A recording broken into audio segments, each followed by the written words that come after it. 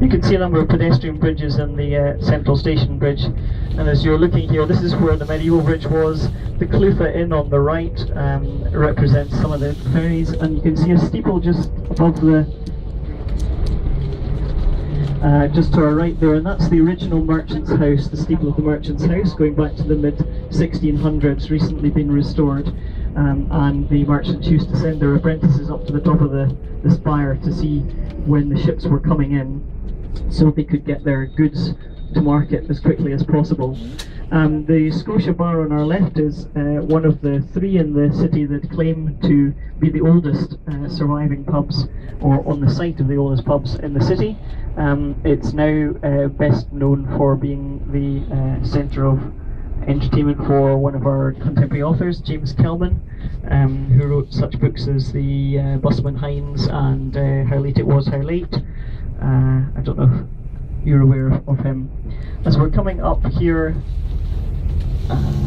you can see on our right an open car parking space, and then just ahead of us to the left, the Centina Shopping Centre. This is where the old railway station was.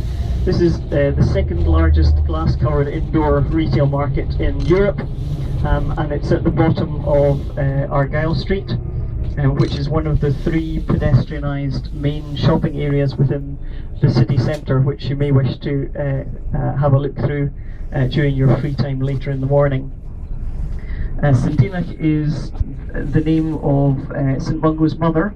Centenach is the anglicisation of it. The original Gaelic name, Celtic name, was Thenu, St Thenu, and she was the daughter of the king of Lothian, and by tradition she was thrown out by her father because she had an affair and got pregnant, and was cast adrift in a boat in the Firth of Forth, and the boat took her up the Firth of Forth to a monastery at Coorus run by St Fergus, and that's where St Mungo was born and raised to be a monk, and he then came west and founded the settlement here, which became Glasgow, which is why he's Glasgow's patron saint.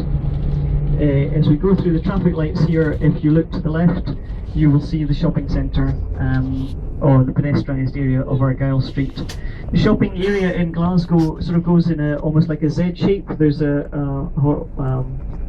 east-west street, Argyle Street, at the bottom, and then there's a road that runs at right angles to that, which is Buchanan Street, and that links up at the top of the hill with another pedestrianised shopping area, which is part of Sauchiehall Street. So we'll go around that area during the tour this morning to make